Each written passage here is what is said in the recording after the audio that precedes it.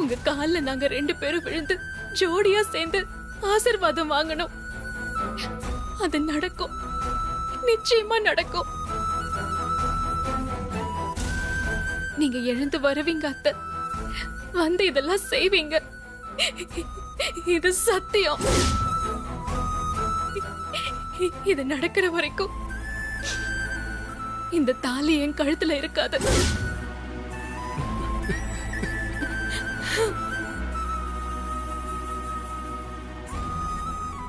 ஆனா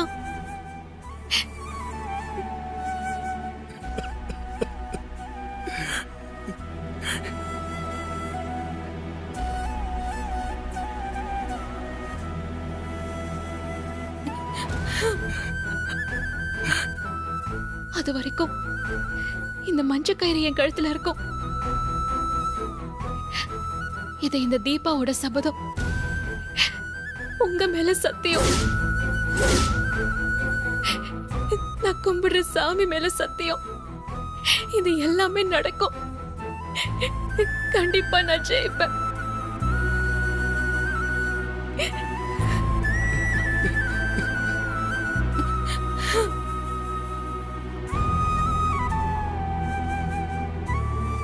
அவங்கள ஆபரேஷன் தியேட்டருக்கு கூட்டிட்டு போகணும். எல்லாரும் கொஞ்சம் வெளியே வாங்க.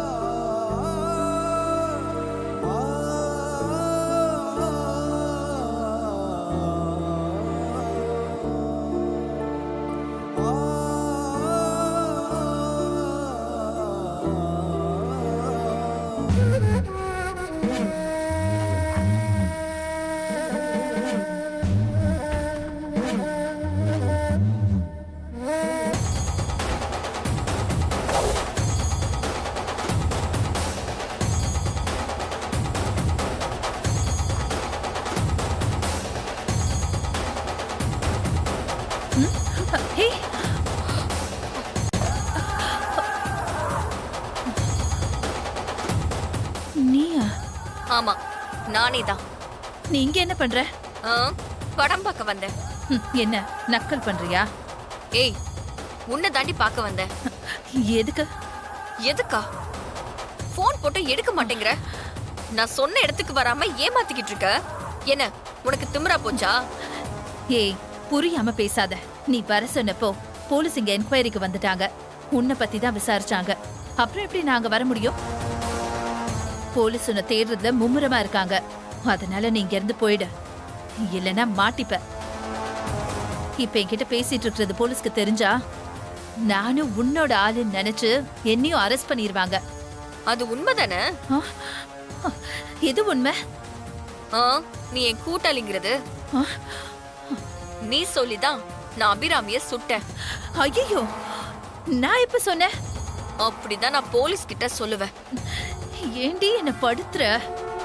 உனக்கு நான் எவ்வளவோ உதவி செஞ்சிருக்கேன். அதுக்கெல்லாம் நீ செய்யற கைமாறா இது?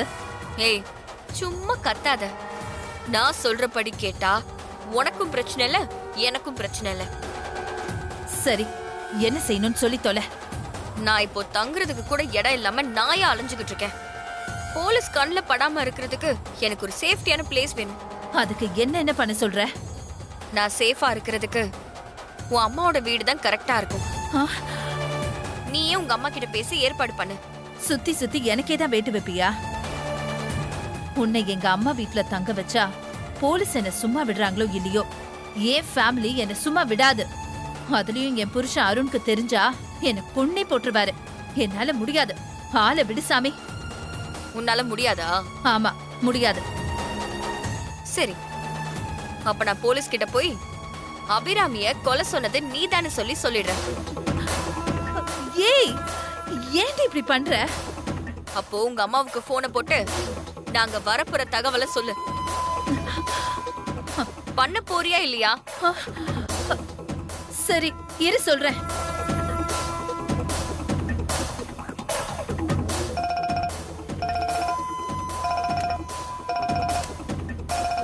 ஐஸ்வர்யா, சொல்லு ஐஸ்வர்யா, என்ன நல்லா இருக்கியா? அம்மா, எங்க வீட்ல ஒரு சின்ன பிரச்சனை. ஆ? அடி பாவி, இப்பதானே வீட்டுக்கு போன, அதுக்குள்ள என்னடி பிரச்சனை பண்ணி தொலைச்ச? அம்மா, எனக்கு பிரச்சனை இல்ல, ரியாவுக்கு தான் பிரச்சனை. அதான் அவ கொஞ்ச நாளைக்கு நம்ம வீட்ல ஸ்டே பண்ணணும்னு சொல்றா. அது விஷயமா பேசதான் கால் பண்ணேன். ஏன், அவளுக்கு என்ன பிரச்சனை? அவ பெருசா எதையாவது ஆட்டிய போட்டுட்டாளா? அவ செஞ்சாலும் செய்யக்கூடிய ஆள் தாண்டி. அவ மொழியே திருட்டு மொழி தானே. அம்மா, அப்படியெல்லாம் சொல்லாத. ஏய், நீ ஏண்டி பயப்படுற? அவ திருடி மாதிரி தானே இருக்கா. ஏய், என்ன பார்க்க திருடி மாதிரி இருக்கா? அங்க போயிட்டு உங்க அம்மாவுக்கு இருக்கு, பேசு. ஐஷு, நீ லைன்ல தானே இருக்க, பேச்சையே காணோம். ஆ, இருக்கேன், சொல்லு. இல்லடி, நான் என்ன சொல்ல வரேன்னா, அந்த ரியா பெருசா ஏதாவது அடிச்சான்னா ஆளுக்கு பாதியா எடுத்துக்கலாம்ல, அதுக்காக தான் சொன்னேன். அப்படியே மாட்டிக்கிட்டாலும் பழி அவ மேல போட்டுட்டு நாம எஸ்கேப் ஆயிடலாம். ஐஷு. ஆண்டி, நான் ரியா பேசுறேன். நீங்க இவ்ளோ நேரம் பேசினதெல்லாம் கேட்டுட்டு தான் இருந்தேன். நான் என்ன திருடியா? திருட்டு மொழி என் முகத்துல தெரியுதா? அதெல்லாம் சும்மா தமாஷுக்கு சொன்ன ரியா. அப்படி ஏதாவது பெருசா அடிச்சுட்டேனான்னு கேக்குறீங்களே, அதுவும் தமாஷ் தானா? இல்ல ரியா, நான் என்ன சொல்ல வந்தேன்னா, இந்த பணக்கார குடும்பத்தையே நம்பி கடைசி வரைக்கும் இருந்துடக்கூடாது. நாம அங்க இருக்கிறப்பவே நம்ம சேஃப்டிக்குன்னு ஏதாவது ஒதுக்கி வச்சுக்கணும். அதத்தான் நான் சொல்ல வந்தேன். சரி, வரப்ப ஏதாவது மேட்ரோட வா. வரேன், ஒரு மேட்ரோட தான் வந்துகிட்டே இருக்கேன். உங்க அம்மா என்ன சகட்டு மேனிக்கு கலாய்க்கிறாங்க. ஏய், அங்க போய் வச்சுக்கிறேன். ஏய், அவங்கள ஒண்ணும் பண்ணிடாத, அவங்க வயசானவங்க. நான் கிளம்பிட்டேன். இதோட எல்லாம் முடிஞ்சிருச்சுன்னு மட்டும் நினைக்காத. நான் எப்போ என்ன சொன்னாலும் அதை செய்ய தயாரா இரு. வரட்டா?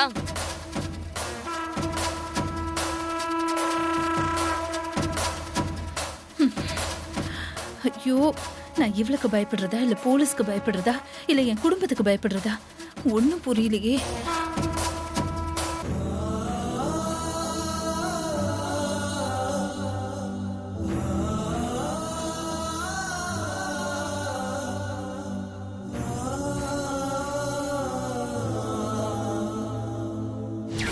உன்னை என் மருமகன்னு சொல்றப்போ வர சந்தோஷத்தை தாண்டி வேற ஒரு பெரிய சந்தோஷம் இனிமே எனக்கு கிடைக்காதுமா. இனிமே இந்த வீட்டை பொறுத்த வரைக்கும் எல்லாமே நீதான். போய் பாலை காய்ச்சி சாமிக்கு படைச்சிட்டு எல்லாருக்கும் கொடுமா.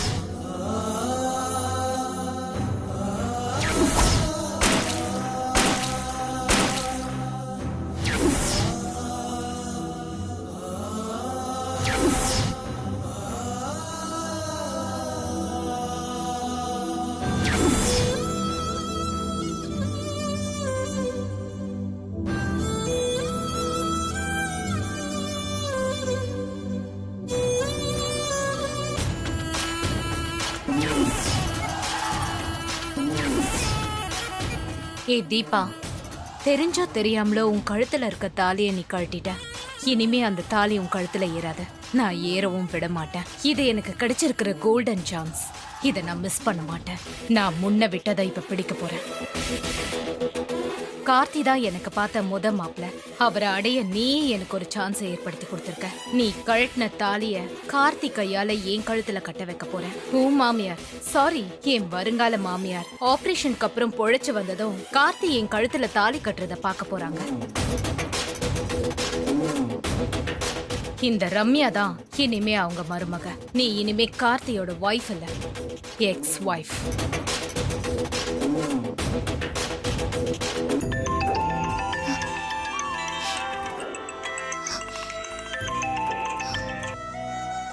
ஹலோ, சொல்லுங்க அண்ணி. தீபா, எல்லா விஷயத்தையும் கேள்விப்பட்டேன்.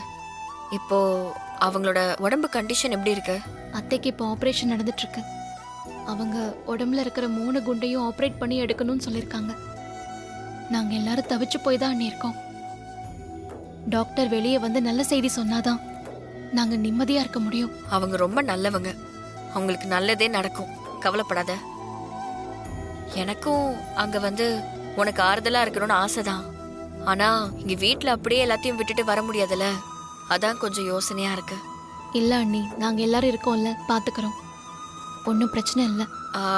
தீபா, எனக்கு ஒரு யோசனை தோணுது. சொல்லுங்க அண்ணி.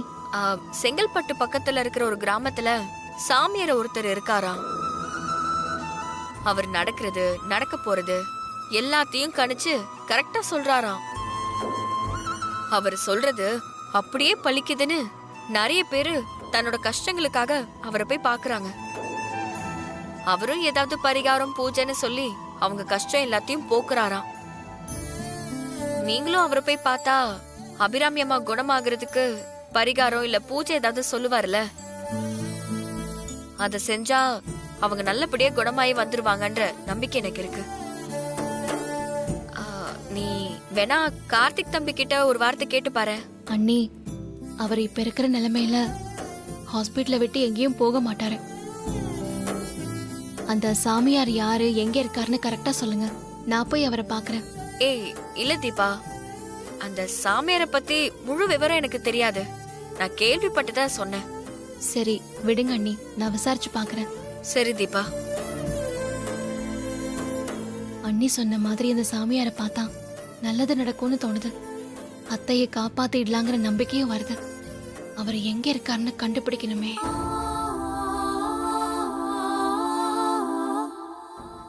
என்ன தீபா, என்ன யோசிச்சுட்டு இருக்க?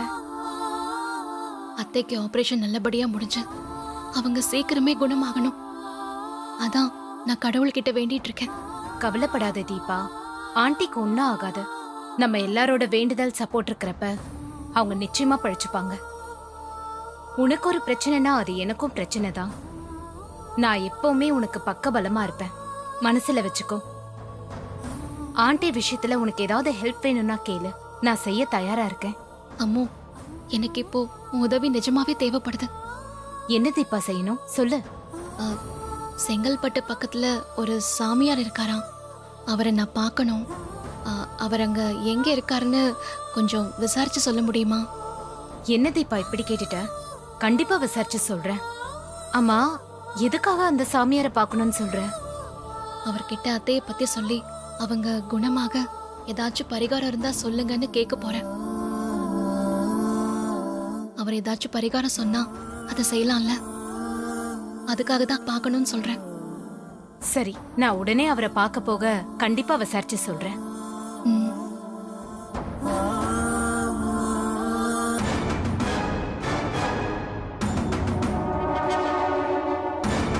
ஏய் தீபா, அந்த சாமியாரை பார்த்து பரிகாரம் பண்ணி ஆண்டிய பொழைக்க வச்சு கார்த்திக் கையால மறுபடியும் தாலி கட்டிக்கலாம்னு நினைக்கிறியா? அது நடக்காது, நடக்கவும் விட மாட்டேன்.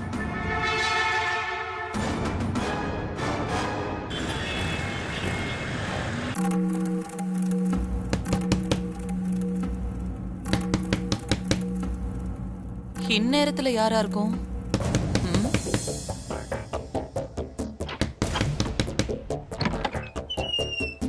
ஏய் நில்லு.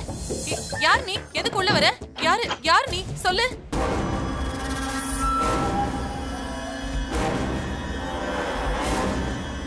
ஓ, நீயா? முக்காடு போட்டுட்டு வந்ததுனால எனக்கு சரியா அடையாளம் தெரியல. சரி வா, உள்ள போய் பேசலாம் வா.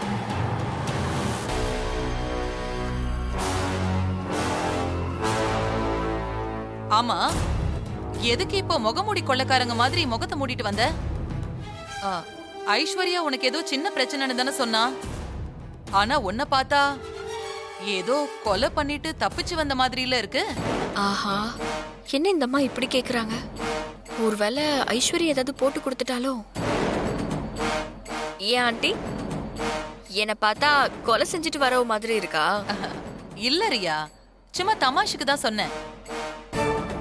ஒருத்தரோட முகத்தை வச்சு அவங்க தப்பு பண்ணிருக்காங்களா இல்லையான்னு என்னால கரெக்டா சொல்ல முடியும்.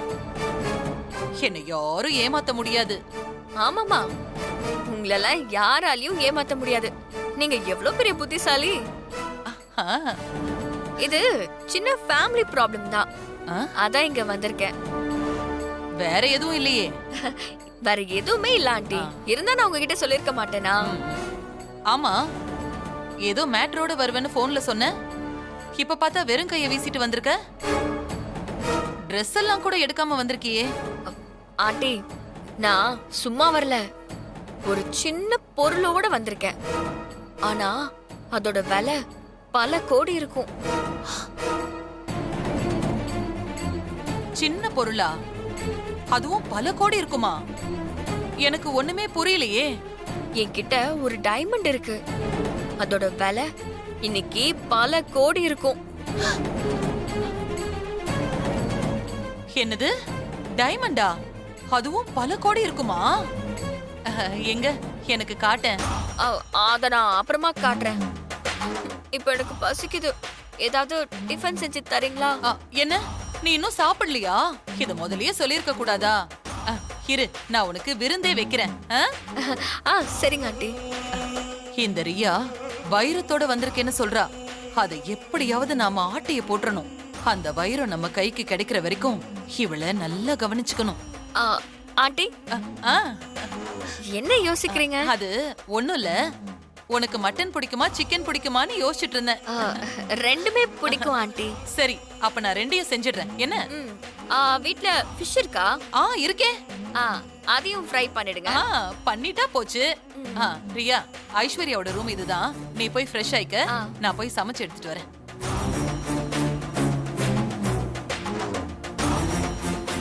வைரம்னு சொன்னதும் வாய பத்தியா? உன்னோட வீக்னஸ வச்சே நான் எல்லா காரியத்தையும் சாதிக்க போறேன். உனக்கு வைரக்கல் இல்ல, கூழாங்கல்லு கூட கிடைக்க போறது இல்ல.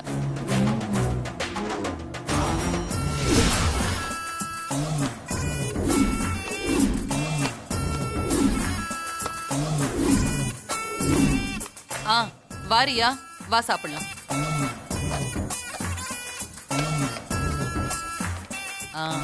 உனக்காக ஸ்பெஷலா பண்ண மீன் ஃப்ரை.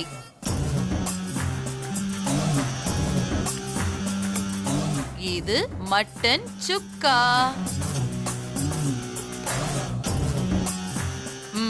இது சிக்கன் குருமா. அப்புறம் முட்டை. சாப்பிடு சாப்பிடு, நல்லா சாப்பிடு.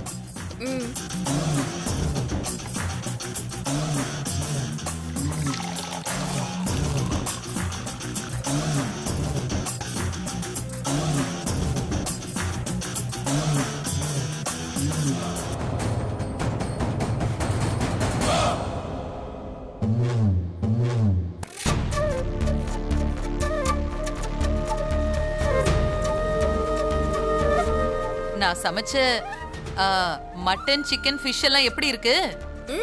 எல்லாமே பிரமாதம் ஆண்டி. டேஸ்ட் எல்லாம் வேற லெவல்ல இருக்கு. இந்த வயசுல நீங்க இவ்ளோ டேஸ்டா சமைக்கிறீங்கன்னா உங்களை அடிச்சுக்க ஆளே இல்ல. வேற லெவல். அப்படியா சொல்ற? ஆமா ஆண்டி. நான் இது வரைக்கும் இந்த மாதிரி டேஸ்டா நான்வெஜ் சாப்பிட்டதே கிடையாது.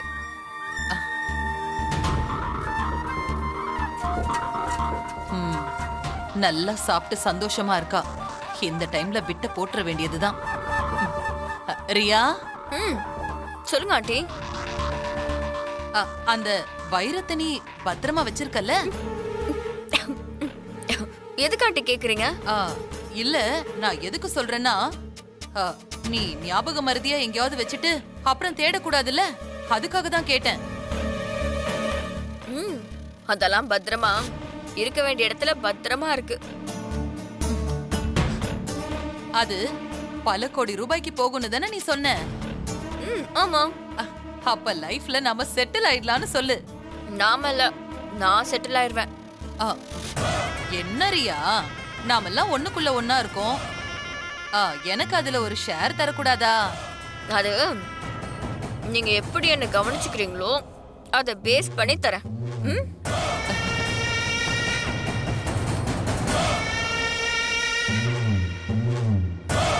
இவெல்லாம் ஒரு ஆளுன்னு இவளுக்கு நான் சமைச்சு போட வேண்டியதா இருக்கு.